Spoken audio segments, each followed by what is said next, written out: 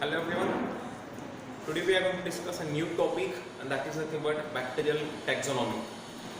In recent lectures we have studied the bacterial classification, that is classification of microorganisms.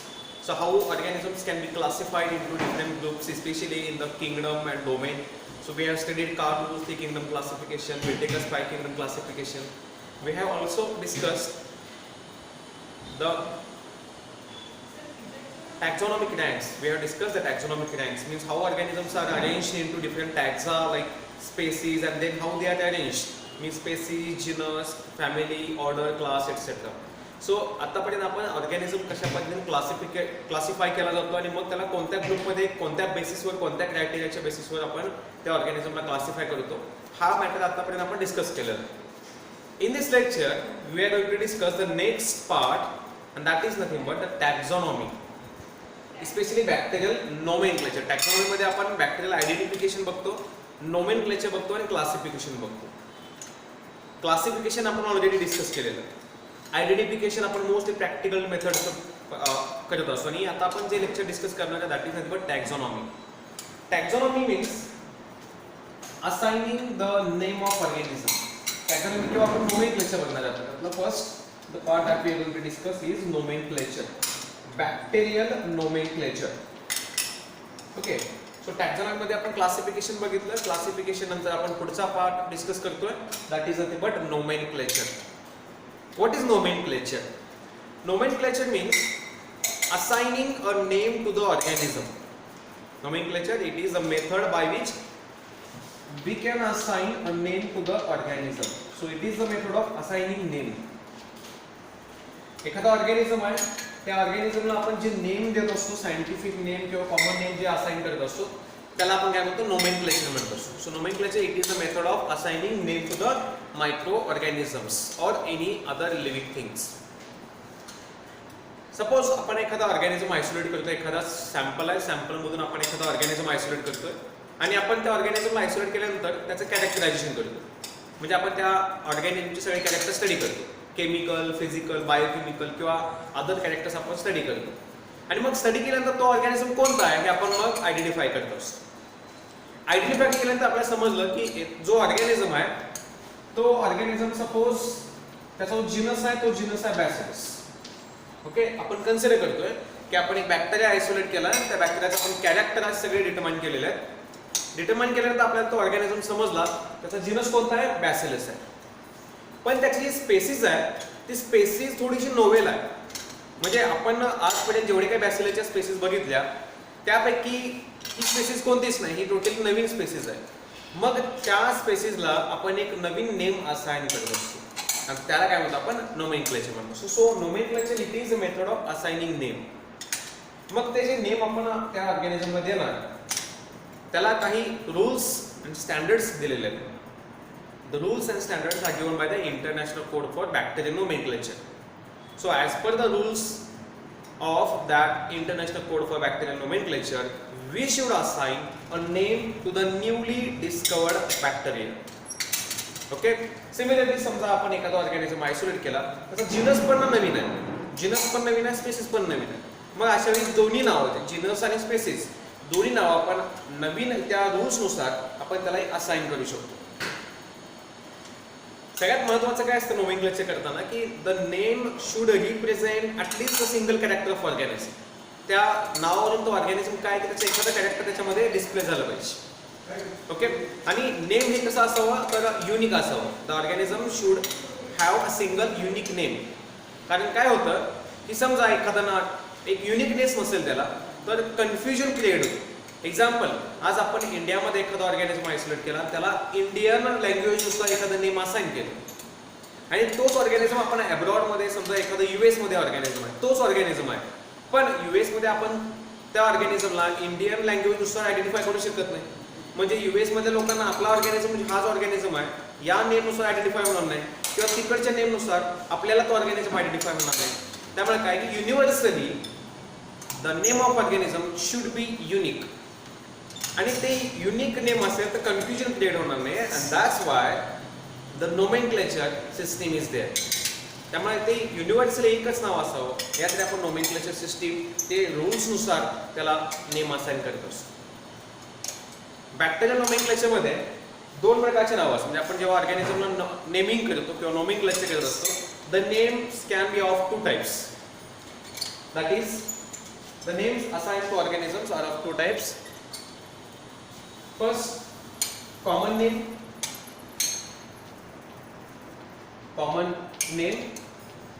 and second type of naming is scientific name.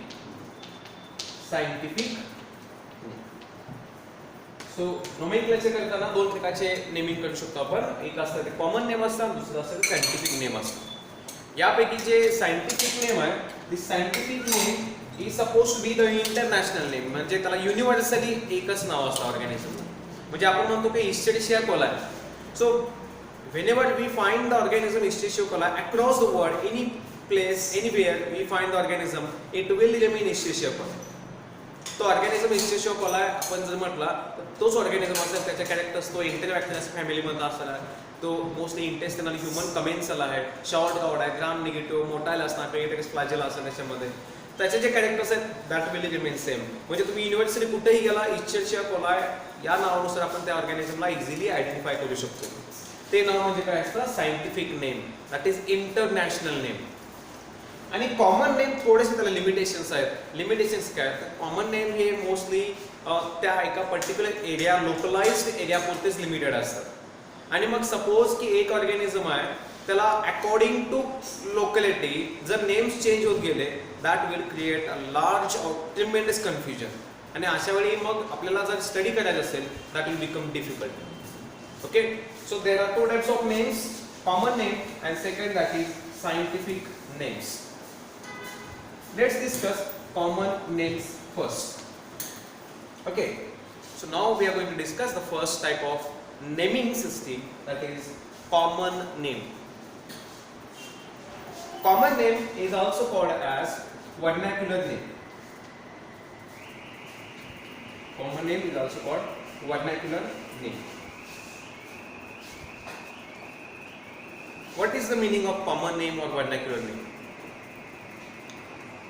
This common name, it is assigned, as I already mentioned, it is assigned as per the local language. आपण day to day life मध्ये जे terms, जे words किंवा जी language use करतो त्याच्यानुसार त्या ऑर्गॅनिझमला एखादं नाव assign केलेलं असतं. कॉमन नेम असतं की जे आपण ज्या कंडिशनमध्ये तो ऑर्गॅनिझम आयसोलेट केलाय त्या कंडिशनमध्ये तिथली जी लोकॅलिटी आहे तिथं आपण जे कॉमन लँग्वेज यूज करतो त्याच्यानुसार आपण एखादं नाव ऑर्गॅनिझमला आयसोलेट दिलेलं असतं. That is called as common name किंवा त्याला आपण म्हणतो vernacular name. So what is common name? Common name, it is a name assigned to the organism as per the day-to-day life language. Okay, example काय सांगतो बघा. तर suppose organism called colon bacilli. There is an organism called as colon bacilli. आता colon bacilli हे आपण हे असं नाव आहे की जे कॉमन नेम आहे की जे काय सांगतं की bacilli म्हणजे rod, small rod shaped bacteria which is present in the colon of human being. म्हणजे जो कोलॉन मध्ये प्रेझेंट आहे त्याला आपण कोलॉन बॅसिली म्हणतो. म्हणजे पहिल्यांदा हे जे नेम आहे हे कुठल्या बॅक्टेरियाला दिले गेलं, इस्चेरिशिया कोलाई. इस्चेरिशिया कोलाई या बॅक्टेरियाला कॉमन नेम काय होतं, कोलॉन बॅसिली. पण कोलॉन बॅसिली हे जर कॉमन नेम असेल आणि इस्चेरिशिया कोलाई सायंटिफिक नेम असेल तर कोलॉन बॅसिली मध्ये मीनिंग काय द्यायचं बघा. Intestinal organism, intestinal rod. पण इंटेस्टाइन मध्ये फक्त इस्चेरिशिया कोलाई असतो का, नाही. इंटेस्टाइन मध्ये लार्ज व्हरायटी ऑफ ऑर्गॅनिझम्स असतात, फक्त इस्चेरिशिया कोलाई असतो असं नाही. मग अशा वेळी जर आपण हे कोलॉन बॅसिली म्हटलं, suppose we are studying the organism, intestinal organisms, and we call it as colon bacilli, तर याचा मीनिंग प्रत्येक वेळी इस्चेरिशिया कोलाई असं होत नाही. It will create confusion. Because Salmonella organism is also found in the intestine. Salmonella सोडून बाकीचे बरेच ऑर्गॅनिझम्स असतात की जे इंटेस्टाइन मध्ये असतात. सो कोलॉन बॅसिली हे कन्व्हिनियन्स नुसार दिलेलं नाव आहे. That will help the local population to identify the organism but not the global population. Okay, अजून एक सांगतो मी तुम्हाला. शिगा बॅसिली. शिगा बॅसिली यालाच शिगेला डिसेंट्री आपण म्हणतो. शिगेला डिसेंट्री त्याचं सायंटिफिक नेम. ओके, सो शिगेला dysentery, it is a scientific name. पण त्याला कॉमन नेम काय होतं? शिगा बॅसिलाई. आता शिगा बॅसिलाई काय, तर ज्यांनी पहिल्यांदा डिस्कवर केले ते शिगा सायंटिस्ट होते, त्यांच्या नावानुसार शिगा बॅसिलाई. पण याचं मिनिंग काहीच नाही. तिथल्या कंडिशननुसार त्यांनी शिगा बॅसिलाई नाव दिलं, बट युनिव्हर्सल त्याला कुठला मिनिंग नाही आहे. शिगा बॅसिलाई म्हणजे शिगा या सायंटिस्ट तयार केलेला बॅसिलाई काय, त्यांनी तो पहिल्यांदा आयसोलेट केलेला बॅसिलाई आहे का, त्यांनी डिस्कवर केलेला बॅसिलाई आहे का, तो म्हणजे मिनिंग काही त्याचा येत नाही. पण जर शिगेला डिसेंट्री म्हटला तर त्याच्यामध्ये एक कॉमन नेम आहे. युनिव्हर्सली आपण कुठे गेलो, शिगेला डिसेंट्री म्हटलं की the organism which causes dysentery diarrheal condition in human being. So हे कसं झालं, it is a scientific name, international name, आणि कॉमन नेम हे तिथल्या कंडिशननुसार त्याला दिले गेलेले एक नाव, पण त्याच्यानुसार आपण ऑर्गॅनिझम आयडेंटिफाय करू शकत नाही. ओके, सिमिलरली अजून एक एक्झाम्पल, ट्युबरकल बॅसिला. ट्युबरकल बॅसिला, आता ट्युबरकल बॅसिला म्हणजे जे ट्युबरकल्स लिजन्स फॉर्म करणार बॅसिला. ओके, सो ट्युबरकल म्हणजे लिजन्स फॉर्म करतो. सो असा ट्युबरकल बॅसिला, तर बॅसिलर लिजन्स की जे आपली स्पेशली रेस्पिरेटरी सिस्टीम मध्ये जे लिजन्स फॉर्म होतात त्यातला एक प्रकार असतो ट्युबरकल. मग ते ट्युबरकल्स ते रेस्पिरेटरी सिस्टीमचे लिजन्स कॉज करणारे प्रत्येक वेळी तो एकच प्रकारचा ऑर्गॅनिझम असला नाही. ट्युबरकल बॅसिला म्हणजे मोस्टली कोण आपण म्हणतो, मायकोबॅक्टेरियम ट्युबरक्युलोसिस. कुठला बॅक्टेरिया हा? Mycobacterium tuberculosis. हे त्याचं सायंटिफिक नाव आहे, त्याला नंतर दिलं गेलं, पण इनिशियली त्याला काय म्हणायचं, ट्युबरकल बॅसिला. पण याचा अर्थ असा नाही की प्रत्येक वेळी जे रेस्पिरेटरी सिस्टीम मध्ये ट्युबरकल्स फॉर्म होतात ते मायकोबॅक्टेरियमच कॉज करतात असं नाही. म्हणजे कॉमन नेम ओव्हरऑल काय सांगतात, common name these are the names given as per the convenience, especially the words which are used to assign a name are which are commonly used in the day to day life. जे आपण common language मध्ये words use करतो किंवा common आपण day to day life मध्ये जे words use करतो त्याच्यापासून आपण हे वर्ड किंवा हे जे नेम आहे ते डिराईव्ह केलेलं असतं, म्हणून त्याला आपण कॉमन नेम किंवा व्हर्नाक्युलर नेम म्हणत असतो.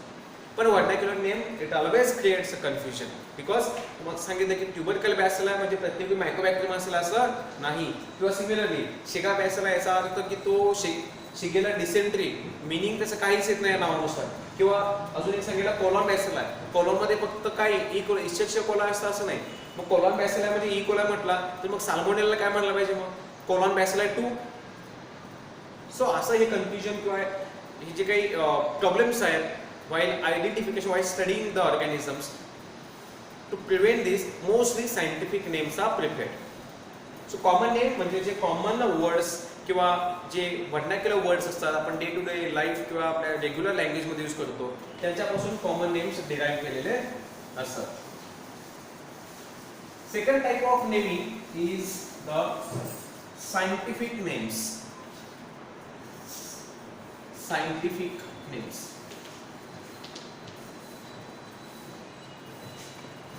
scientific names are also known as international names. International names. Okay, so scientific names, these are given as per the rules and standards of International Code for Bacterial Nomenclature.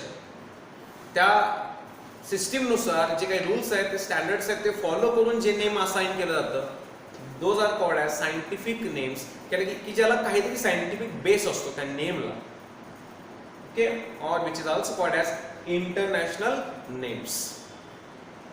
Scientific name किंवा international names हे universal असतात. Universal म्हणजे काय की तुम्ही across world कुठेही गेला तर ते नेम सेम राहतं.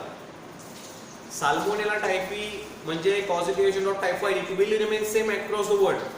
इश्चेरिशिया कोलाई असेल, विब्रिओ कॉलरी असेल किंवा इतर कोणताही ऑर्गॅनिझम, एखादा एक्झाम्पल रायझोबियल स्पेसिस असेल. ओके, सो हे जे ऑर्गॅनिझमचे जे नेम आहेत those names remain same universally, त्यांना आपण काय म्हणतो सायंटिफिक नेम्स. ओके, म्हणजे एक्झाम्पल की जो ऑर्गॅनिझम लॅक्टोज फर्मेंट करतो, इंटेस्टाईन मध्ये असतो, शॉर्ट रॉड्स आहेत, कोकोबॅसिला मॉर्फॉलॉजी आहे.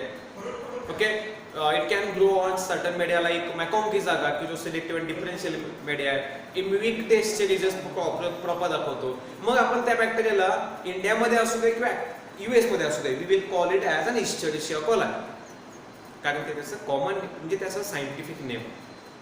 Okay, so scientific names or international names, these are the names derived or given assigned as per the rules. Especially जेव्हा name आपण असाइन करतो, समजा आपण एखादे नवीन स्पेसेस आयसोलेट केले असेल, तर while assigning the name should be of Latin or Greek origin. जे नेम आपण देणार ते मोस्टली लॅटिन किंवा ग्रीक लेटर्स मध्ये असावं. It should be derived from Latin word और ग्रीक वर्ड. ओके, कारण सायंटिफिक कम्युनिटीमध्ये मोस्टली जे नेम्स असतात ते लॅटिन किंवा ग्रीक वर्ड्स नुसार डिराइव्ह केलेलं असतं. ओके, किंवा एनी अदर लँग्वेज मध्ये सुद्धा चालतात, पण मोस्टली लॅटिन किंवा ग्रीक लँग्वेज मध्ये जे वर्ड्स आहेत त्याच्यापासूनच आपण ते नेम डिराइव्ह करायचं असतं. एक्झाम्पल, द वर्ड बॅसिलाई और bacillus. Bacillus it is the Latin word. जे नेम आहे bacillus it is a Latin word. त्याचं मीनिंग काय इंग्लिश मध्ये? Small rod. म्हणजे आपण जे नेम दिलेला आहे बॅक्टेरिया, त्याच्या मॉर्फोलॉजीनुसार बॅक्टेरिया कसा बघा, तो रॉड शेप आहे. ओके, स्ट्रेट रॉड शेप आहे. तर स्ट्रेट रॉड शेप बॅक्टेरियाला आपण रॉड हे नाव नाही देता, रॉड मीनिंग असलेला एक लॅटिन वर्ड यूज केला, bacillus. So name should be derived from Latin और ग्रीक वर्ड मोस्टली. आपण बाकीचे लँग्वेज पण यूज करू शकतो, पण mostly it should be Latin और Greek origin. Okay, similarly another example, clostridium. Clostridium it is an Greek word. हा कसा आहे? It is an Greek word. Okay, आणि त्याचा इंग्लिश मध्ये मीनिंग काय? तर स्पिंडल शेप. स्पिंडल. सो एखादा ऑर्गॅनिझम जो स्पिंडल शेप आहे त्याला स्पिंडल वर्ड यूज करण्यापेक्षा आपण त्याचा एक ग्रीक वर्ड यूज केला, क्लॉस्ट्रिडियम. क्लॉस्ट्रिडियम हे जीनसचं नाव आहे, बॅसिलस हे जीनसचं नाव. So while assigning a name, the name should be of Latin और ग्रीक ओरिजिन. हे त्याचा एक वन ऑफ द रूल आहे while assigning the name of organism. Okay, then second, आता रूल्स बघतोय आपण. बॅक्टेरियल नोमेनक्लेचर सिस्टीम मध्ये जे नेम असतं किंवा जी सिस्टीम आहे that is binomial. Bacterial names are binomial किंवा त्याला आपण म्हणतो binary names. Okay, so bacterial naming is binomial और बायनरी नेम्स. मीनिंग काय? Bi means two, nomials means names, two names. आपण कधीही बॅक्टेरियाचं नेम लिहिताना असं लिहितो बघा. Example, bacillus subtilis.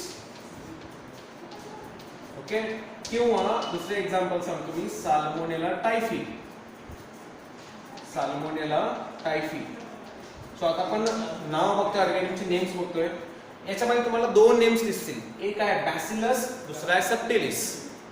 ओके, म्हणजे दोन नावं आपण कधी लिहित, आपण नुसतं लिहित नाही बॅसिलस किंवा नुसतं सबटिलिस लिहित नाही. It is always written in two names, binomial, binary naming system. मग जेव्हा आपण दोन नावं लिहित असतो, मग त्यातला पहिलं जे नेम असतं that is always of genus. First name very important. First name is always of genus. जेव्हा आपण बायनॉमियल नेम्स मध्ये बघतो, पहिलं नेम नेहमी जीनसचं नेम असतं. Second name is always of species. Bacterial naming मध्ये सेकंड नेम हे नेहमी स्पेसिस असतं. म्हणजे Bacillus is an species, subtilis is an Bacillus is an genus, subtilis is an spaces.